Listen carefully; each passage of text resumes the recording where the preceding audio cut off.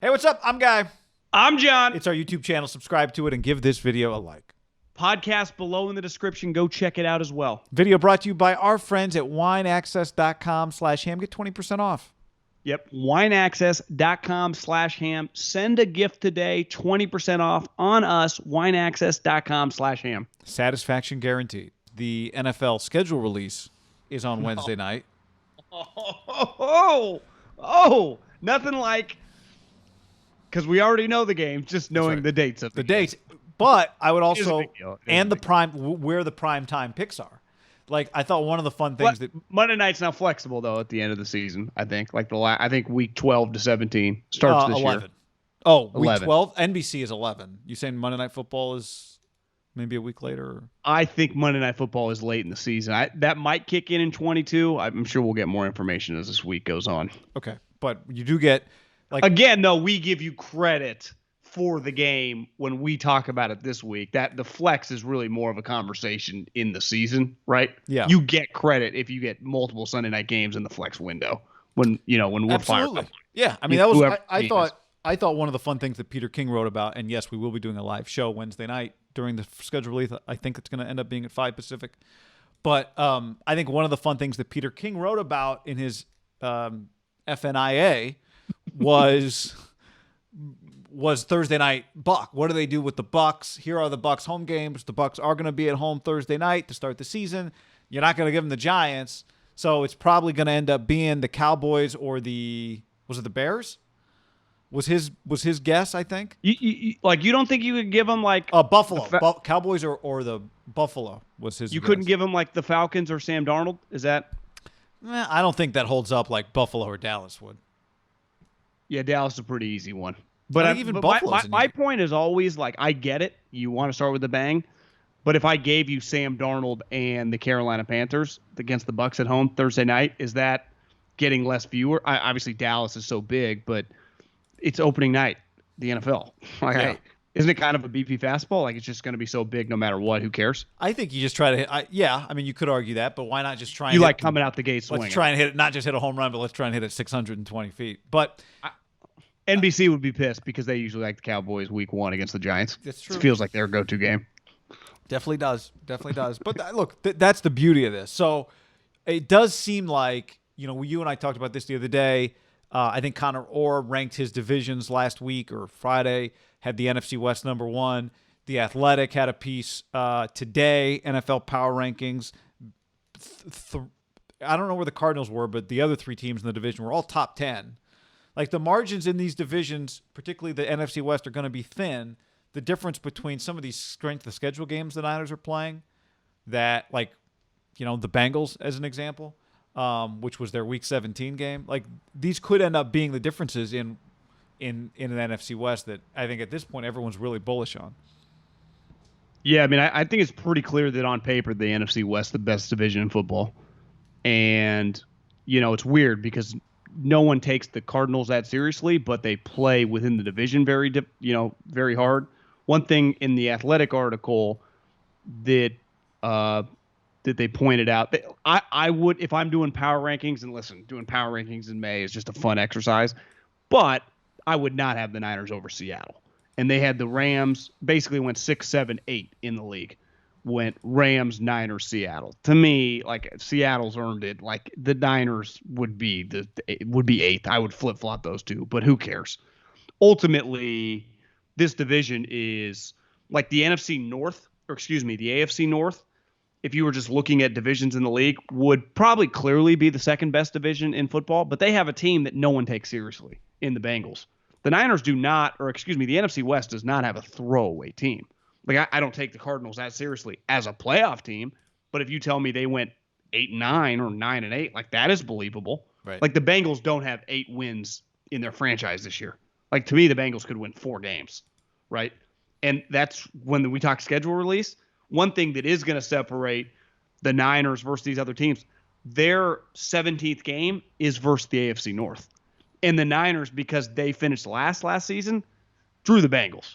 So the Browns, the Steelers, and the Ravens, like, those other 3 teams got to play those 3 teams. Those easily could be 3 losses, right? Especially because this year the AFC hosts the games. That's a huge swing game for the Niners, where they just got lucky that last year they finished in last. I mean, they didn't want to finish in last, but big picture, now that that season's over, it has big ramifications. There's a big difference between playing, I guess the Steelers would, the Browns were the third place team, guy. So them and the Cardinals drew the Browns, and the Niners drew the fucking Bengals. Like, that's a big swing, is it? I mean, the Browns could easily be a 12 or 13 win team. Well, they were last year. I mean, they won 11. Some people view the Browns as arguably the best roster in the league, top to bottom. Now, the quarterback, he's not one of the best quarterbacks in the league, but their roster is loaded. Myles Garrett, were you watching the draft when he came out and did the pick? Looked like he was wearing one of those fake suits with like fake muscles. I mean, he's enormous. I saw someone tweet out a deal of him doing abs. You know, one of those things where people hold your feet and you just go up and down, but you stay parallel and you don't. He was able to do that. They're like 290. The guy's, I mean, he's a freak show. One of the things, and I apologize, I don't know, is it Sheil Kapadia for the Athletic? Yeah. One of the things written in the power rankings piece was Niners were the unhealthiest team in the league last year, right? In terms of injury luck, whatever you want to call it, the worst injury luck in the league, and the third toughest schedule. And with that, they still were not, in the top 5 in terms of draft position. They still managed to. I mean, were they in playoff contention? No, but they kept the conversation alive for a good portion of the season. So I do understand, because I'm a little surprised when I see that. I'm with you on Seattle. I'm not surprised in the discussion of the divisions because, as you and I have talked about, the fourth-place team in this division last year is better than everybody else's fourth-place team. It's about the depth and the fact that you do have teams, Rams, Seahawks, and you would say, and certainly the Niners think this way, that do think about winning the Super Bowl, right? These are teams that every year. In terms of the power rankings, I do think a lot of that is about the schedule and it's about the injury history, because the Niners, to me, are not a team that can afford to be – forget about being the unluckiest. I don't think they can afford to be like 15th in injury luck and be a top. They need a big 17. swing back. They need a big swing back. Yeah, like they were a couple years ago when they went to the Super Bowl. They were the healthiest team in the league. They were bad. They were the unhealthiest team in the league.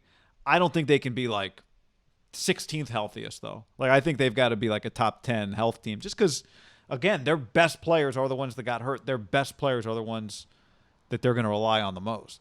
Yeah, I'd say that the reason they missed the playoffs last year, though, ultimately wasn't just overall health, right? It was quarterback position.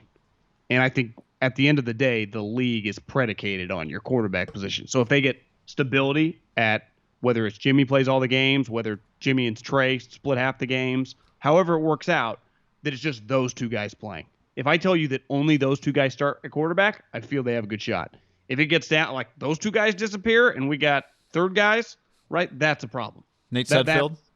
Yeah, I mean, that was their issue last year. Like they were at the bottom of the barrel of their quarterback situation. And part of the reason that all these teams are going to have a high, I would say, strength of schedule is because the division, right? I mean, it's just the Cardinals won 8 games. The other two teams won double-digit games. Like, it's just you play in a division where you're not getting bottom feeders, right? And that's just like part of the reason. I bet if you looked at strength of schedule last year, the way it played out at the end of the year, I bet the NFC East was pretty skewed because their division was really shitty, right? So you just ended up playing a lot of 4 to 7 win teams, where if you're the Niners, every team in your division all division games were either 8, 10, or 11, right? I mean, that's a lot of wins. Yeah. Well, and because also think about their schedule. They ended up playing the AFC East, which had the Patriots, and obviously the Jets were terrible. Like they played some shitty teams. They played the NFC East as well, right? They play the NFC East again this year. Their division skewed up. The other thing is, like, what looks like a break one day may not be a break another day, right? Atlanta finished in last place in its division. The Niners play Atlanta. Would you rather play Atlanta or Carolina? I think you could argue you'd rather play Carolina. I don't know. We'll see we don't know how good Atlanta's head coach is going to be, right? Christian McCaffrey, all that stuff. Yeah, but you might rather play Atlanta. That's always a massive. Excuse me. When Carolina. You have a brand new coach, it's a massive question on what you're going to look like. Like, you could be, but that's a great rejuvenated, or you could be a red flag. But isn't that a great example of why Wednesday matters? Do you play that team week 2 or do you play that team week 13? But sometimes, like week 2, they're hard. You know, Sometimes it's like they just got continuity and they're still solid, and then they turn out to be shitty. That's also possible. It does go both ways. I mean, for as great as the schedule release is, and we're going to pimp the shit out of it, listen, I'm not trying to diminish what we're about to do, but it is a complete guessing game. Well, it is. But again, would you rather play Trevor Lawrence? If I just said right now, would you rather play Trevor Lawrence week 2 or week 12? I think you'd pick week 2. I would, but the schedule release does matter. Am I going to Jacksonville? Am I playing them at 10 a.m.? Or am I getting them off a short week? Are they coming to me? Well, I mean, you are going there. We know that. Yeah.